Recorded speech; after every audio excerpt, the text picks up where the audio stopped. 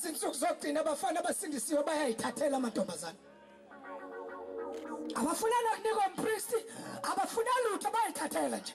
2 bawathatha ehlasa engafuthwanga.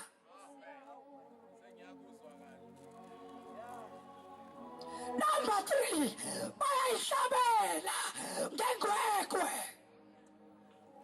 Ahlaba khethe layithandayo. Umathanda ahlaba lapha ashintshe usahlala balapha. Kangaka amabandla lesindisiwe nishadisa abafana siyabona amantombazane ebandleni aphela phu. Kuthi waqala wakhetha leyo wayiyeka.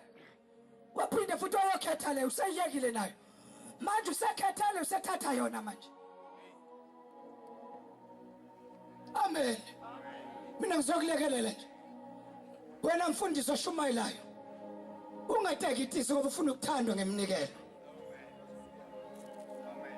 Ivangeli limile nje liqonge libe njalo nje. Alibonke ikhama lenkosi. Ngoba mani iteketisa uyabazani kusayiwa lapha la siya khona. Siyaya lapha empela ndaba. Ungacaba ukuthi le ndaba siphela lapha esontweni lakho la uthandwa khona.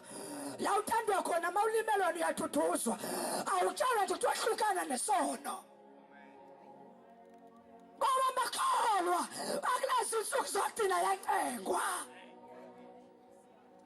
Ayacengwa ngokuthandaza, ayacengwa ukuhlukana nesono, ayacengwa ngisho nangempilo engcwele ayacengwa.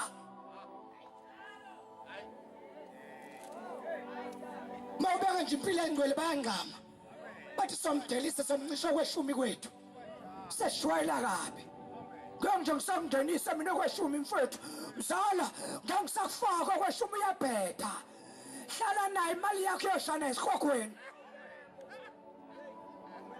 Kulo kancengile isandla lakho. Alibonke ikhama lenkosi. Uyathuma namagwababa befuna ukuthi wandleke lo qotshiwe. Mzali kusabisa ngemnikelo yenu. Asibizelwanga imnikelo yenu. Sabizela ukondliwa ngenhla. Hlala nayo imali yakho hlala nayo kodwa wena hlukana nesono.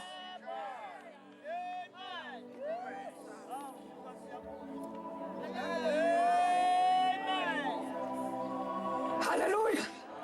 Glory to Jesus. Kodwa wena yenza njani? Wena nje hlukana nesono wena. Glory be to God. Futhi musuku uzivala ngani ngelimi. Phela sana sivala ngelimi manje. Wena khona uzoniphatha manje bhaita kanti labo ufaba buthephe.